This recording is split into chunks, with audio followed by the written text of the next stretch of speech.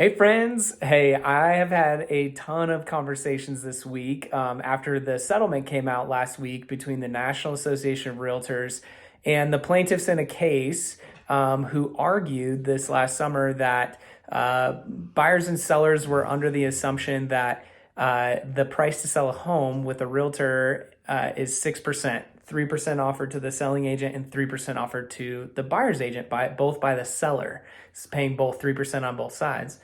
And the National Association of Realtors decided, and the plaintiffs, I should say, decided that they should settle that case. And so I think that there's been a lot of questions and speculation. There's definitely been some big headlines on it. And folks have been asking me primarily is this a big deal? What's going on with this? And I think, yeah, in some regards it is, in some regards it isn't. Anything that I could tell you what's going on in the future is just speculation. So I thought I'd name a couple of quick rule changes. So first off, the big rule change, there's two big rule changes. So the first one is I am unable to show you a home until we sign an agency agreement. Now, that's been our standard practice for a long time, or at least agency agreements have. Normally I'll show you, a few houses and then we sign that paperwork, as it goes, just because I'm a pretty laid back person. So we'll get that signed, or your agent will have you get that signed before they go to show homes. Now, the second one is the most interesting one, and the one that I think has some potential to create some ripple effects, and that is that essentially it's now prohibited for what's called a co-op compensation, and that's a fancy word for the commission amount as a percentage of what the seller wants to offer the buyer's agent. And that can no longer be listed in the MLS. And that's actually really similar to commercial real estate. So there's a mechanism already for that to all happen. Now, it's interesting. I think it's a big deal because the mechanism for which buyers agents are paid is kind of going to get unsettled here in July when these changes take place, or actually late June. And, it's hard to say. I've been thinking a lot about it for a week. I've been kind of typing out my informative report that I wanted to send you guys to keep you up to date, and been thinking a lot about, hey, what is this structure going to look like? And I just don't know. But here's what I can, some guidelines,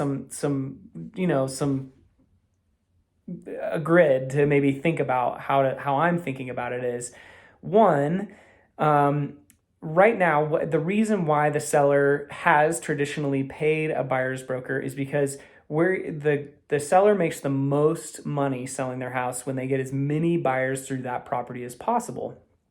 And when you pay a buyer's broker to do that, you do that. So when I go and have a listing meeting, I ask the seller and I tell them there's kind of a market for this, right? It's like, hey, at 2.8%, we get the same amount of buyers through as we do as if you offer a 3%. So what do you want to offer? Do you want to offer 2.8 or 2.3?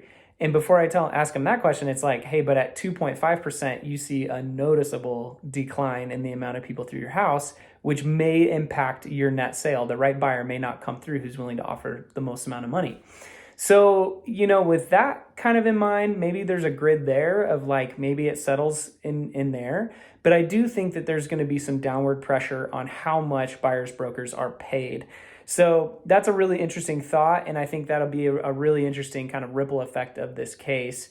And so you're probably thinking, what are your rates going to be, Rob? Well, my rates will continue to be a reflection of whatever the market will bear for an agent who's been doing it for 10 years and hundreds of transactions. And, I think that in some regards, it's almost going to be a good thing because there's a more buyers of homes will be more incentivized to use brokers with more experience and that provide them a clear competitive advantage.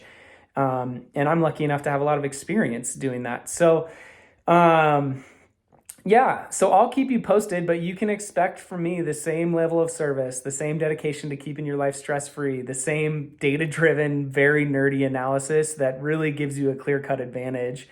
And, the negotiations that sometimes get contentious. And I yeah, I'm an 8 on the Enneagram. I enjoy working for your behalf in that regard. So yeah, my rates will continue to be a reflection of whatever the market says that my rates are worth. I'll say that.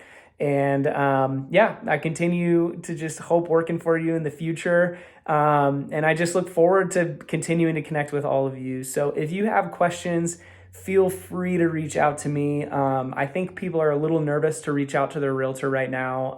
And you just, yeah, I think actually a lot of realtors are pretty nervous. People are freaking out all over the place. And I just don't know if that's the most helpful scenario or helpful response. So, yeah, always trying to be helpful. We'll catch you soon. I hope you have a great day.